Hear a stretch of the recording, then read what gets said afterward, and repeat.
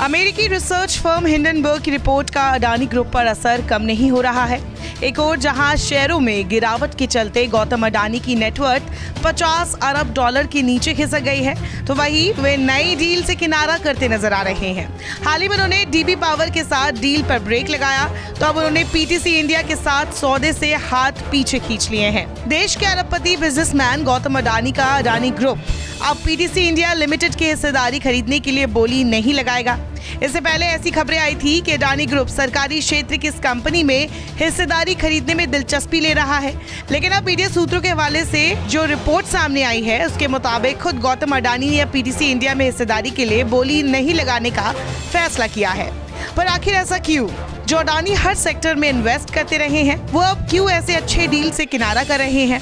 इस मामले की जानकारी रखने वाले लोगों का कहना है कि अडानी ग्रुप फिलहाल कैश बचाने पर ज्यादा ध्यान दे रहा है। पिछले महीने हिंडनबर्ग रिसर्च की रिपोर्ट में लगे आरोपों के बाद से अडानी ग्रुप विवादों में है।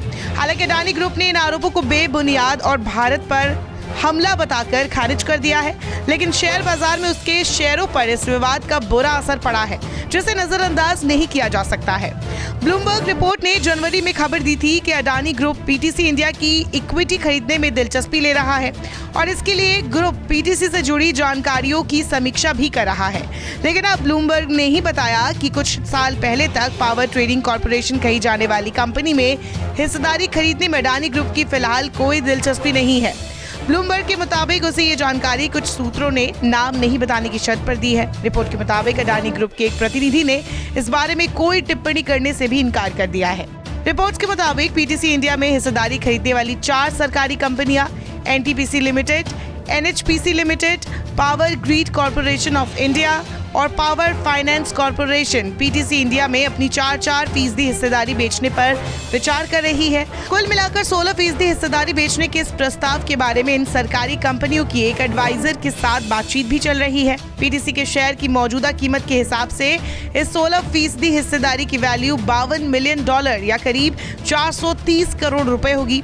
पीटीसी का शेयर इस साल अब तक 11% बढ़ चुका है, जिसके चलते इसकी मार्केट वैल्यू करीब $322 मिलियन या करीब 2633 करोड़ रुपए हो चुकी है।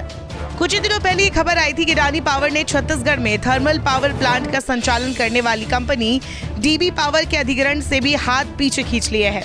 दोनों कंपनियों के बीच ये डील 7,017 करोड़ रुपए में तय हुई थी। ये डील पिछले साल अगस्त में ही तय हो गई थी, लेकिन 16 फरवरी को खबर आई कि अडानी ग्रुप अब इस सौदे को पूरा नहीं करेगा।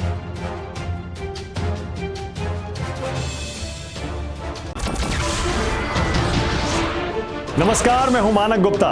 अगर आपको हमारा ये वीडियो पसंद आया हो तो इसे लाइक और शेयर जरूर करें, और हाँ, हमें सब्सक्राइब और फॉलो करना ना भूलें ताकि आप देश और दुनिया की कोई खबर मिस ना करें। तो जुड़े रहिए हमारे साथ और देखते रहिए न्यूज़ 24।